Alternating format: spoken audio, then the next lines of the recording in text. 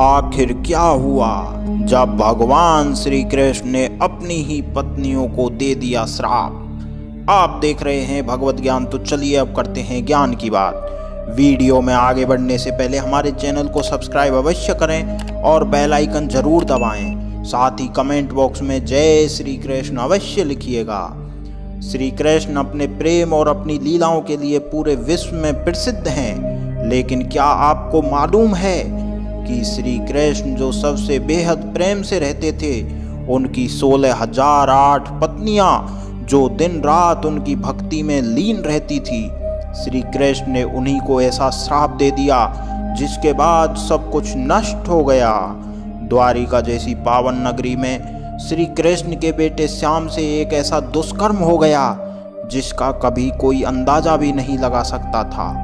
महाभारत युद्ध के खत्म होने के बाद श्री कृष्ण सब यदुवंशियों और अपनी 8 पत्नियों के साथ द्वारिका नगरी में रहने लगे। उनकी 8 पत्नियों के नाम रुक्मणी, जामवंती, सत्यभामा, कालिंदी, मित्रविंदा, सत्या, भद्रा और लक्ष्मणा था। गांधारी ने जो श्री कृष्ण को श्राप दिया था, उसका असर भी द्वारिका में धीरे धीरे दिखने लगा। एक समय नरकासुर राक्षस ने वरदान प्राप्त किया कि उसे कोई भी पुरुष नहीं मार सकता और उसका आतंक बहुत बढ़ गया था। वह ऋषियों को मार रहा था और स्त्रियों को अगवा कर उनका शोषण कर रहा था। उसने 16,000 कन्याओं को अपना बंदी बनाकर रखा था। उसके आतंक से स्वर्ग लोक भी कांप उठा। तब देवी देवताओं ने श्री कृष्ण से विनती की और उसके आतंक पर रोक लगाने को कहा। तब श्री कृष्ण ने अपनी पत्नी सत्यभामा के साथ मिलकर नरकासुर का वध कर दिया और सभी 16,000 कन्याओं को छुड़ा लिया। लेकिन 16,000 कन्याओं ने श्री कृष्ण से कहा कि प्रभु, आपने हमें उस राक्षस के प्रकोप से तो बचा लिया, लेकिन इस समाज के कलंक से हमें कौन बचाएगा? अब हम आपके ही पास रहना चाहती हैं। हम आपको ही अपना पति मान बैठी हैं। आपको हमसे विवाह करना पड़ेगा। ये सब सुनने के बाद श्री कृष्ण 16,000 रूपों में प्रकट हो गए और 16,000 कन्याओं से विवाह कर लिया। परंतु श्री कृष्ण ने केवल उनसे विवाह किया था, उन्हें अपनी अर्धांगिनी के रूप में स्वीकार नहीं किया था। अब ये 16,000 पत्नियां द्वारिका में ही श्री कृष्ण की भक्ति कर अपना जीवन बिता रही थी। एक बार नारद मुनि द्वारिका में पधारे, लेकिन उस समय सब अपने काम में व्यस्त थे और श्री कृष्ण के बेटे श्याम ने नारद मुनि पर ध्यान नहीं दिया। इस बात को नारद मुनि ने अपना अपमान समझ लिया और सबक सिखाने की सोची और उन्होंने श्याम के साथ उनकी अन्य पत्नियों को मदिरा पान करवा दिया। मदिरा पान करने के बाद सब अपना आपा खो बैठे और श्री कृष्ण की 16,000 पत्नियों में से एक ने श्याम की पत्नी का भेष बनाकर उसके कक्ष में चली गई और नशे में दुष्कर्म कर बैठे। जैसे ही श्री कृष्ण को ये बात पता चली तो श्री कृष्ण ने श्याम को कुष्ठ रोग से पीड़ित होने का दंड दिया और उनकी जितनी भी पत्नियां इस बुरे कर्म में शामिल थी, उन्हें भी श्राप दिया कि मेरी मृत्यु के बाद तुम्हारा बुरे लोगों द्वारा अपहरण हो जाएगा। फिर गांधारी के द्वारा दिया हुआ श्राप अपना कहर दिखाने लगा और धीरे धीरे यदुवंशियों की आपस में ही लड़ाई होने लगी। एक दिन सारे यदुवंशियों की आपस में मुठभेड़ हो गई और उन्होंने एक दूसरे की हत्या कर दी। यदुवंशियों का ऐसा नाश देखकर बलराम बहुत दुखी हुए और वो समुद्र तट पर जाकर योग निद्रा में चले गए और उन्होंने अपना देह त्याग दिया। ये खबर मिलने पर श्री कृष्ण बहुत निराश हुए और उन्होंने अपने सारथी से कहा कि अब मेरे जाने का समय हो गया है, मैं जंगल जा रहा हूँ योग में लीन होने।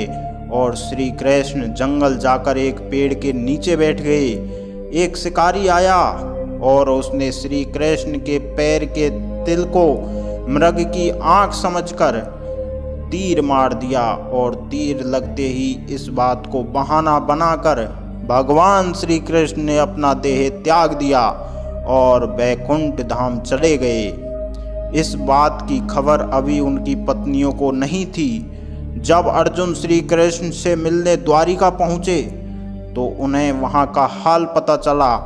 ये सब देख अर्जुन बहुत दुखी हुए और वहाँ जितने भी यदुवंशियों के शव थे उनका अंतिम संस्कार करके अर्जुन द्वारिका के बचे हुए यदुवंशी श्री कृष्ण की पत्नियों और बच्चों, बलराम की पत्नी और सारा धन लेकर इंद्रप्रस्थ की तरफ निकलने लगे। द्वारिका नगरी जैसे ही खाली हुई वैसे ही वह समुद्र में समा गई, मानो समुद्र सबके जाने का इंतजार कर रहा हो। ये भी श्री कृष्ण की ही लीला थी। अर्जुन ने श्री कृष्ण के देह त्याग की खबर उनकी पत्नियों को नहीं बताई थी। अर्जुन के साथ बचे हुए यदुवंशी और श्री कृष्ण की पत्नियां इंद्रप्रस्थ की ओर दौड़ने लगी, लेकिन इस बात की खबर आसपास के गांव में फैल गई। धन और स्त्री के लालच में कुछ डाकुओं ने अर्जुन पर हमला कर दिया और लूटपाट मचाने लगे।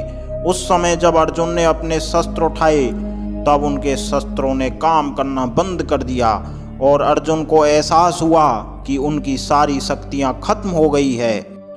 बहुत प्रयास करने पर भी अर्जुन श्री कृष्ण की पत्नी और धन की रक्षा नहीं कर पाए और डाकू सब कुछ लूट कर चले गए और श्री कृष्ण की पत्नियों को भी अपने साथ ले गए।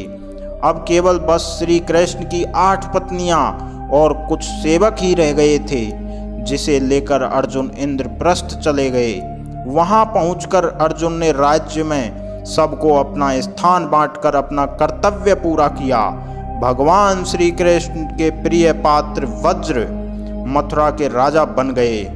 इसके बाद अर्जुन ने श्री कृष्ण की पत्नियों को श्री कृष्ण के देह त्याग की बात बता दी, जिसे सुनने के बाद रुक्मिणी, जो कि माँ लक्ष्मी का अवतार थी, उन्होंने अपनी शक्तियों से अपना देह त्याग दिया और वह भी श्री कृष्ण के पास वैकुंठ धाम चली गई। जामवंती ने भी अपने प्राण त्याग दिए और सत्यभामा और बाकी पत्नियां जंगल में तपस्या के लिए चली गई और वह वन में केवल फल और पत्तों का भोजन करती थी और श्री हरि की आराधना करती रही और समय आने पर श्री हरि में ही विलीन हो गई। तो आपको ये खास जानकारी, ये वीडियो अच्छी लगी है तो लाइक कीजिए, हमारे चैनल को सब्सक्राइब कीजिए और ज़्यादा से ज़्यादा शेयर कीजिए।